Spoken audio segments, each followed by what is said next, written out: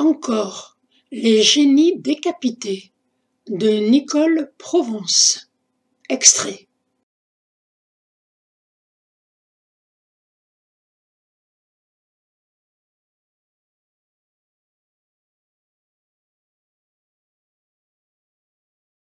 Après un coup d'œil pour s'assurer du départ des deux officiers, nous pénétrons dans le temple. À notre arrivée, une nuée de petits singes percés sur les pierres en hauteur détalent en poussant des cris aigus. Ça me fait rire. Le silence revient. Le temple nous appartient. De grandes pièces sombres, des couloirs, des niches immenses dans lesquelles trônent des statues de divinités féminines dont les têtes ont été dérobées.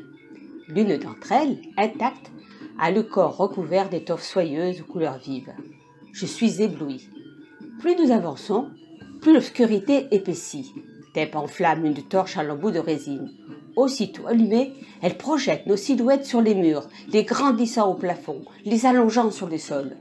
Une armée d'ombres nous accompagne. Je n'ose inspecter les murs de peur d'y découvrir des araignées ou des scorpions. Des bruits furtifs résonnent et je pense au Hanuman. Tep ouvre la marche, un peu encombré par ses béquilles, mais ne se plaignant pas. Une odeur déplaisante stagne, les excréments de chauve-souris.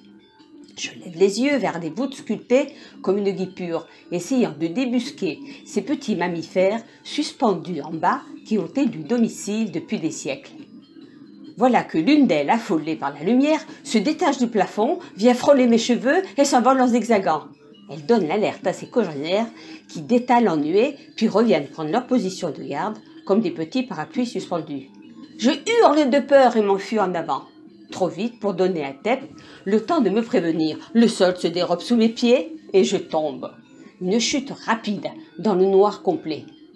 À mon grande surprise, un tas de branches ou de lianes, je ne sais pas, amortit ma chute. Je n'ose plus crier, terrorisée à l'idée de tenir compagnie à des squelettes ou des momies. Ou pire, d'être tombée dans un nid de serpents. Mon silence inquiète les deux garçons. Je vois leur ombre s'agiter par le trou au-dessus de ma tête, la torche dessinant un halo lumineux, seul point incandescent de le noir. « Cléa! Oh, Cléa! Ça va? Tu n'es pas blessée ?»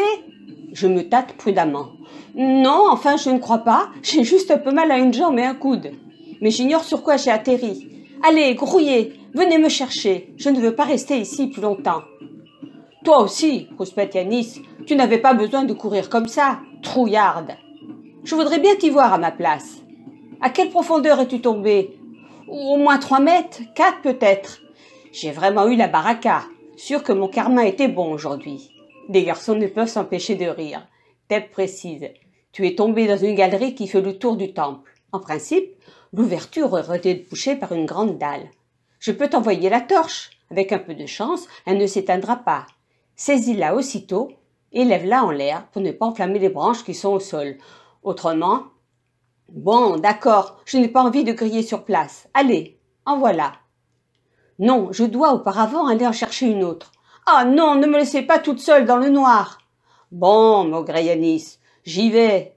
Tep a récupéré celle-ci dans une niche près de la chambre de son oncle. Il y a certainement une autre. Je reviens dans quelques minutes. J'entends Tep demander à Yanis. Elle est toujours comme ça, ta sœur? Non, répond-il. Enfin oui, elle est toujours comme ça. Mais non, ce n'est pas ma sœur, mais ma cousine. Et crois-moi, c'est pire. Je râle très fort au fond de mon trou. Je me vengerai.